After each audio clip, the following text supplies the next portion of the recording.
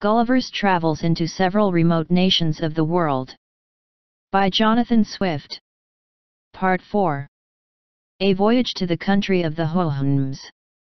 Chapter 1. The author sets out as captain of a ship.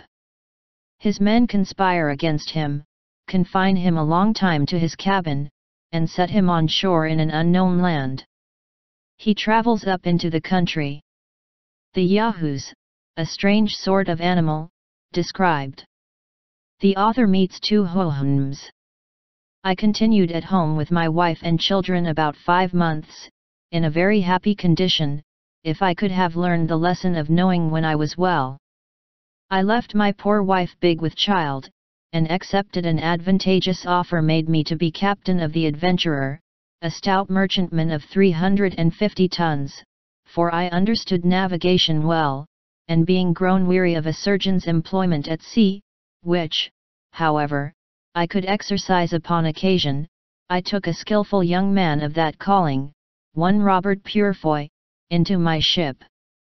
We set sail from Portsmouth upon the 7th day of September, 1710, on the 14th we met with Captain Pocock, of Bristol, at Tenerife, who was going to the Bay of Campeche to cut logwood.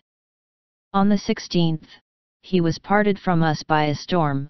I heard since my return, that his ship foundered, and none escaped but one cabin boy. He was an honest man, and a good sailor, but a little too positive in his own opinions, which was the cause of his destruction, as it has been with several others, for if he had followed my advice, he might have been safe at home with his family at this time, as well as myself. I had several men who died in my ship of calentours, so that I was forced to get recruits out of Barbados and the Leeward Islands, where I touched, by the direction of the merchants who employed me, which I had soon too much cause to repent, for I found afterwards, that most of them had been buccaneers. I had 50 hands on board, and my orders were, that I should trade with the Indians in the South Sea, and make what discoveries I could. These rogues, whom I had picked up, debauched my other men, and they all formed a conspiracy to seize the ship, and secure me, which they did one morning, rushing into my cabin, and binding me hand and foot, threatening to throw me overboard, if I offered to stir. I told them, I was their prisoner, and would submit. This they made me swear to do, and then they unbound me, only fastening one of my legs with a chain, near my bed, and placed a sentry at my door with his piece charged, who was commanded to shoot me dead if I attempted my liberty. They sent me own victuals and drink, and took the government of the ship to themselves. Their design was to turn pirates and plunder the Spaniards, which they could not do till they got more men. But first they resolved to sell the goods in the ship, and then go to Madagascar for recruits, several among them having died since my confinement. They sailed many weeks, and traded with the Indians, but I knew not what course they took, being kept a close prisoner in my cabin, and expecting nothing less than to be murdered, as they often threatened me. Upon the 9th day of May, 1711, one James Welch came down to my cabin, and said, he had orders from the captain to set me ashore. I expostulated with him, but in vain, neither would he so much as tell me who their new captain was. They forced me into the long boat, letting me put on my best suit of clothes, which were as good as new, and take a small bundle of linen, but no arms, except my hanger, and they were so civil as not to search my pockets, into which I conveyed what money I had, with some other little necessaries. They rowed about a league, and then set me down on a strand. I desired them to tell me what country it was. They all swore, they knew no more than myself, but said, that the captain, as they called him, was resolved, after they had sold the lading, to get rid of me in the first place where they could discover land. They pushed off immediately, advising me to make haste for fear of being overtaken by the tide, and so bade me farewell. In this desolate condition I advanced forward, and soon got upon firm ground, where I sat down on a bank to rest myself, and consider what I had best do. When I was a little refreshed, I went up into the country, resolving to deliver myself to the first savages I should meet, and purchase my life from them by some bracelets, glass rings, and other toys, which sailors usually provide themselves with in those voyages, and whereof I had some about me. The land was divided by long rows of trees, not regularly planted, but naturally growing. There was great plenty of grass, and several fields of oats. I walked very circumspectly, for fear of being surprised, or suddenly shot with an arrow from behind, or on either side. I fell into a beaten road, where I saw many tracks of human feet, and some of cows, but most of horses. At last I beheld several animals in a field, and one or two of the same kind sitting in trees. Their shape was very singular and deformed, which a little discomposed me, so that I lay down behind a thicket to observe them better. Some of them coming forward near the place where I lay, gave me an opportunity of distinctly marking their form. Their heads and breasts were covered with a thick hair, some frizzled, and others lank. They had beards like goats, and a long ridge of hair down their backs, and the fore parts of their legs and feet, but the rest of their bodies was bare, so that I might see their skins, which were of a brown-buff color. They had no tails, nor any hair at all on their buttocks, except about the anus, which, I presume, nature had placed there to defend them as they sat on the ground. For this posture they used, as well as lying down, and often stood on their hind feet.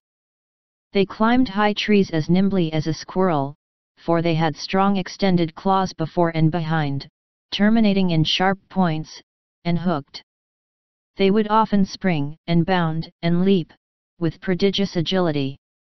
The females were not so large as the males. They had long lank hair on their heads, but none on their faces, nor anything more than a sort of down on the rest of their bodies, except about the anus and pudenda. The dugs hung between their 4 feet, and often reached almost to the ground as they walked. The hair of both sexes was of several colors, brown, red, black, and yellow.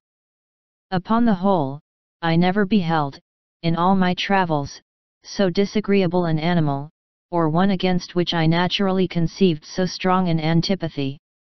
So that, thinking I had seen enough, full of contempt and aversion, I got up, and pursued the beaten road, hoping it might direct me to the cabin of some Indian.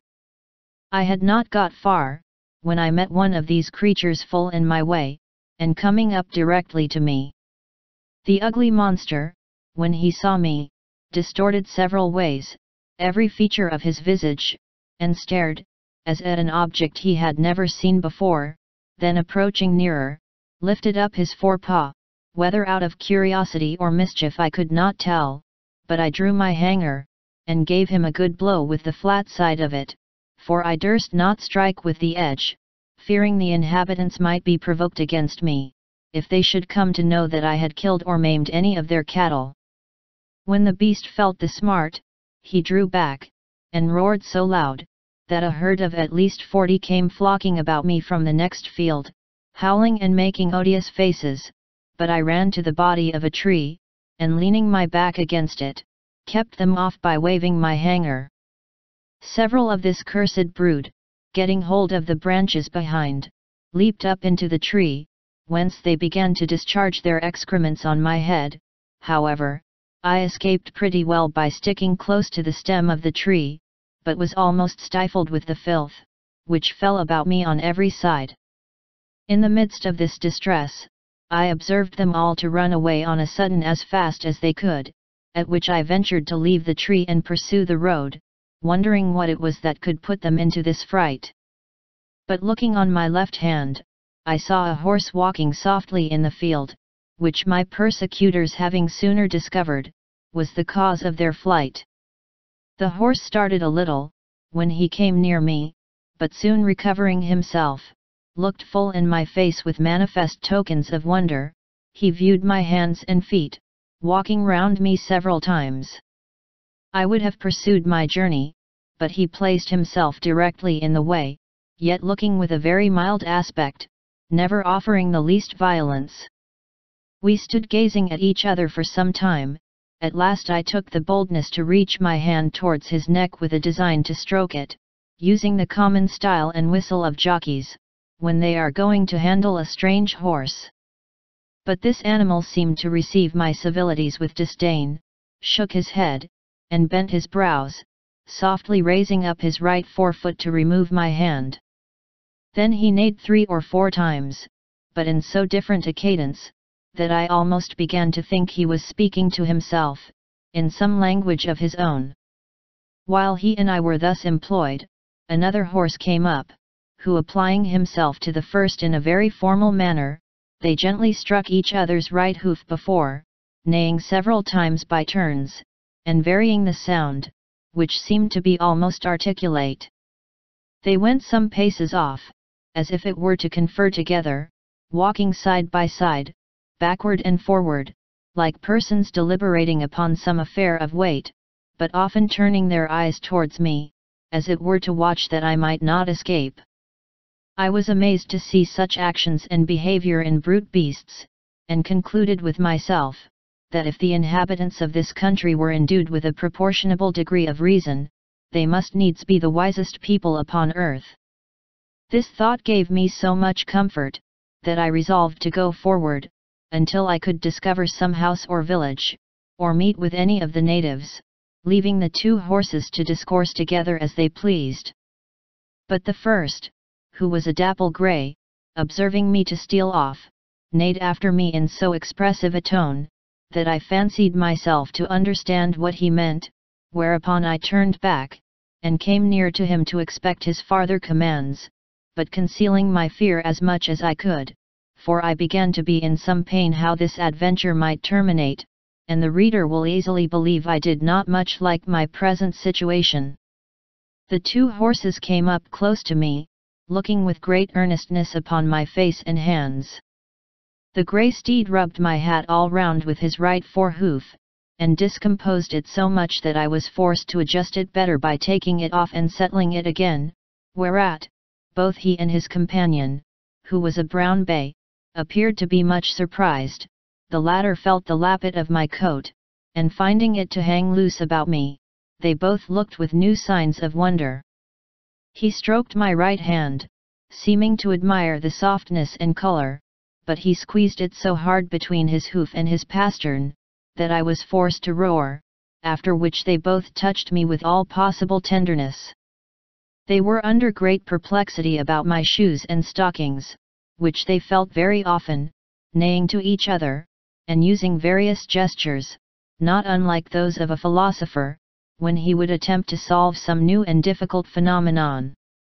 Upon the whole, the behavior of these animals was so orderly and rational, so acute and judicious, that I at last concluded they must needs be magicians, who had thus metamorphosed themselves upon some design, and seeing a stranger in the way, resolved to divert themselves with him, or, perhaps, were really amazed at the sight of a man so very different in habit, feature, and complexion, from those who might probably live in so remote a climate.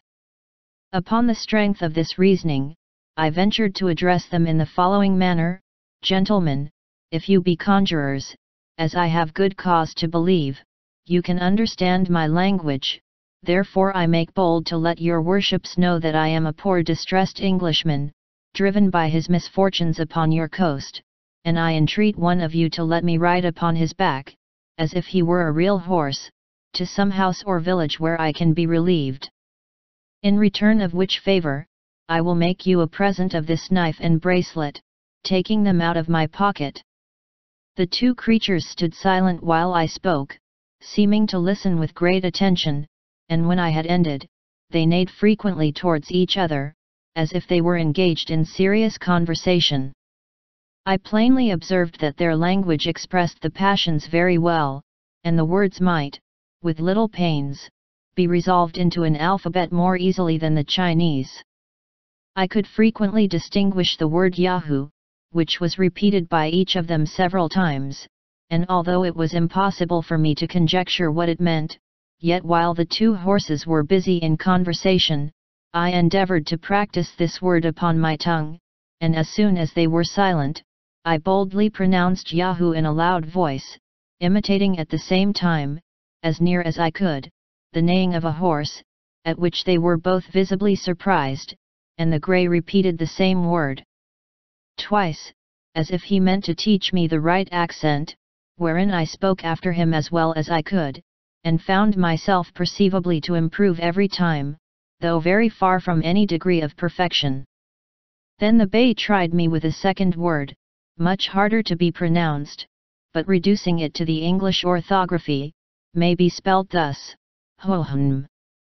I did not succeed in this so well as in the former, but after 2 or 3 farther trials, I had better fortune, and they both appeared amazed at my capacity.